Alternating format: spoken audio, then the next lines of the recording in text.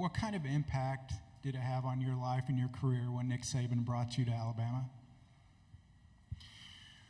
Wow, it was huge. I mean, I mentioned it in there, and seeing him today, and obviously in different roles and everything, but you know, he came in, and after I had the first initial media, I was back there, and he came and found me, and it's really cool, a really neat moment, and so I'm very appreciative to him those 3 years, and really him taking a chance on me, not just, okay, what did I learn when I got there, which is all over our program, whether that's coaches hired, former players hired, principals, process over outcome, all kinds of things are all over our program from coach.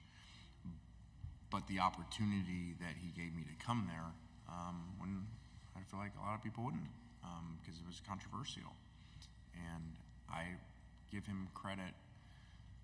I've always said this about him, for an old school coach, he is always, which is why to me he was so good for so long in all this movement of college football, because most kind of old school coaches didn't evolve, and they weren't willing to change. They weren't willing to take risk, you know, and I think he did that with me, and did that with offensive structure and change, and many defensive coaches that are old school that did as long as he did that would say, I'm going to go change offense. I can't stand this RPO and eventual tempo stuff. Like, I can't stand this because it's so hard to deal with.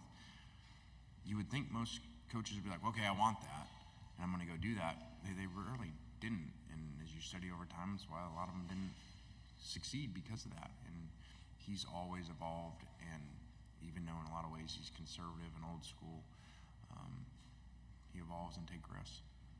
With Coach Saban now retired, you mentioned he took a chance. Do you think there are other coaches now that will take chances on some guys, maybe that other people might not want to take a chance? And who are those guys, do you think? I do think that what Coach did with a lot of coaches in taking, you know, fired head coaches, you know, or maybe they had an off-field issue, some of them, you know, and taking them, and I was fortunate to be a coordinator. A lot of those times they've been analyst roles over the years, to kind of get them back in, and I think people like to copy success, and I think over time people have been more apt to do that because they saw Alabama succeed, but then they saw those coaches go on to succeed other places, and then they kind of pay it back.